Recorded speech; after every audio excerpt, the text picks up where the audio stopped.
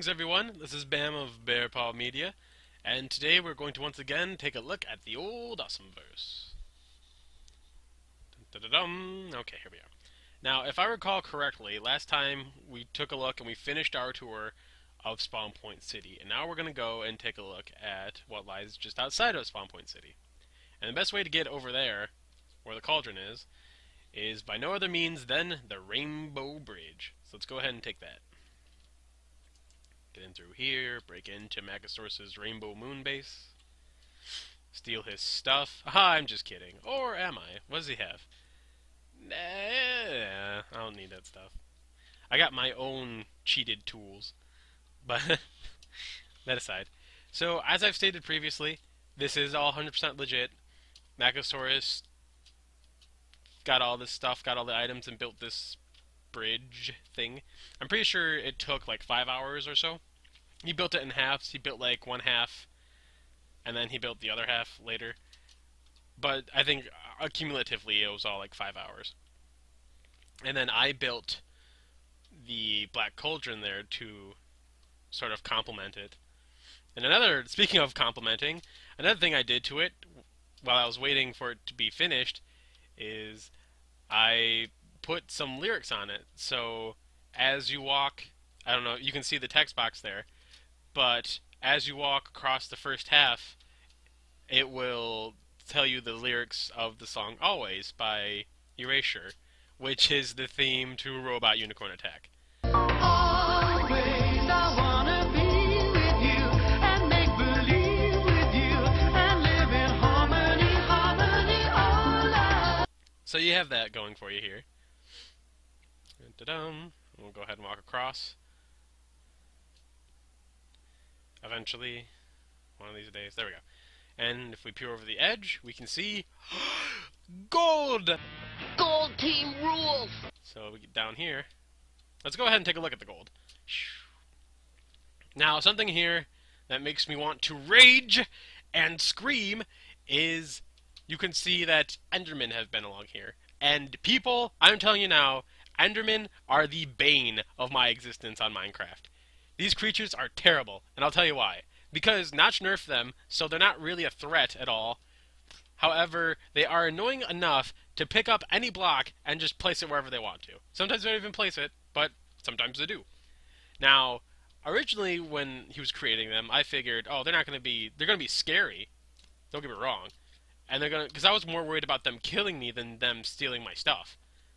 Because I thought what was going to happen was they could only take natural blocks, like dirt and stone. Oh no, they can take crafted blocks, apparently.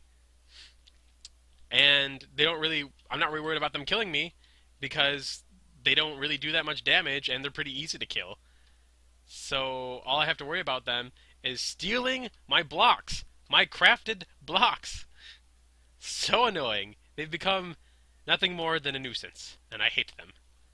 Sorry, sorry, that was a rant, I apologize. But seriously, what the heck? They also, something you guys haven't seen, but there was a bunch of gold blocks placed along here. Now, I thought, and you can correct me on this, but I thought that Endermen placed blocks at random. They'd pick it up, and then just when they're on their ways, they'd place it somewhere. Apparently, all the Endermen here like to take the blocks, apparently mostly from this side. They take the blocks, and then they place them along this. Like this little patch here, and I have no idea why. I think they're trolling me. I hate them so much. But I digress. Let's get back, and this is the inside of the cauldron. And as you can see, the inside of the cauldron is hollow, and what we're planning to do is make it either a home, Magasaurus might make it another home for himself, or we might make a bank.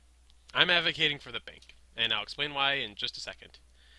I'll leave out through one of the Enderman holes, and go there.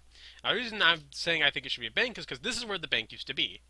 And you'd be saying to yourself, why would the bank be out there? The city's over there. Well, it wasn't always. That city didn't exist until we got the bucket server. So it took a long time before that city ever existed. Where the server started out was right here.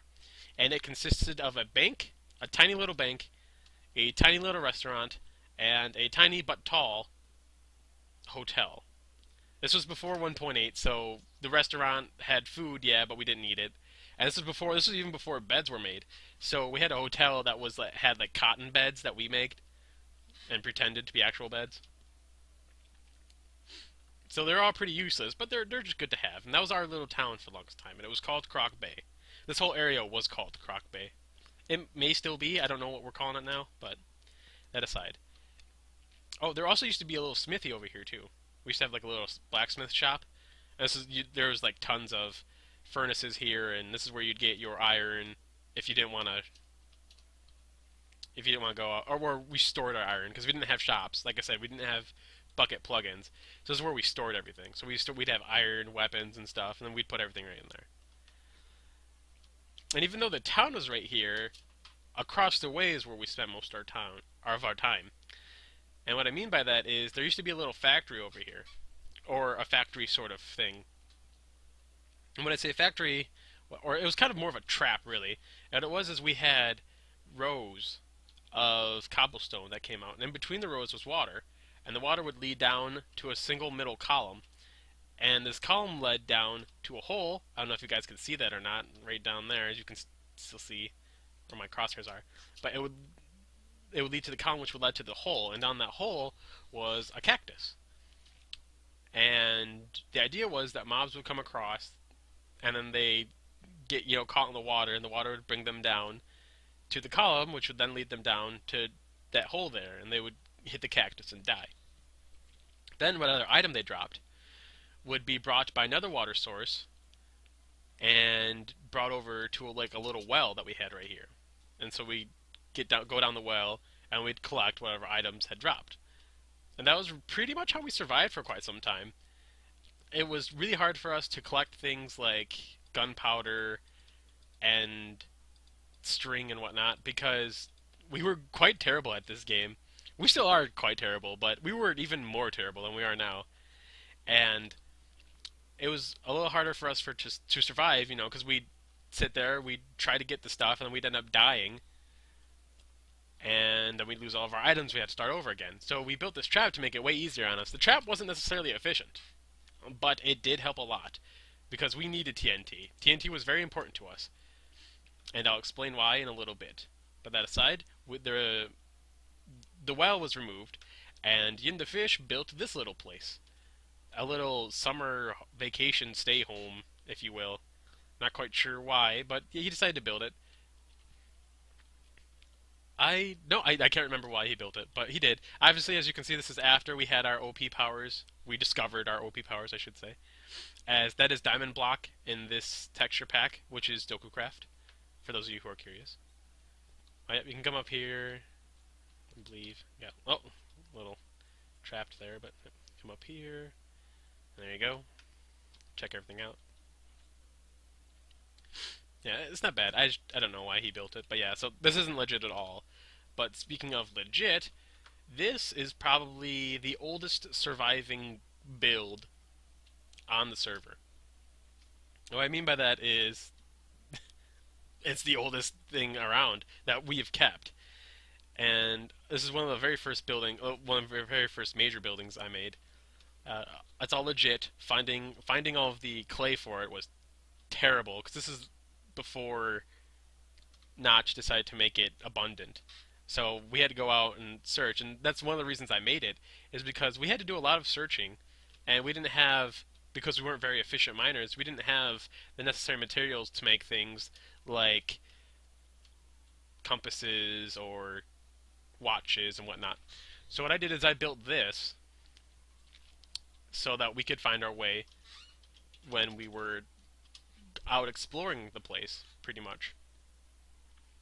And it came in really handy because we go back in that forest over there, or we could go out along, or the other direction, but we could always find our way back to Croc Bay because of this, and it came in very handy.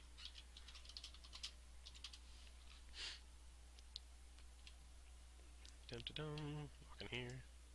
As you can see, there's not a lot to it, but it's just something that stands, and it's a part that reminds us of what this place used to be, as opposed to what it is now. A big old city over there. Now, I'm going to leave us here for now, and next time... Oh, hold on a second. D D D D. Yes. Okay. I'll leave this here now next to the old lighthouse.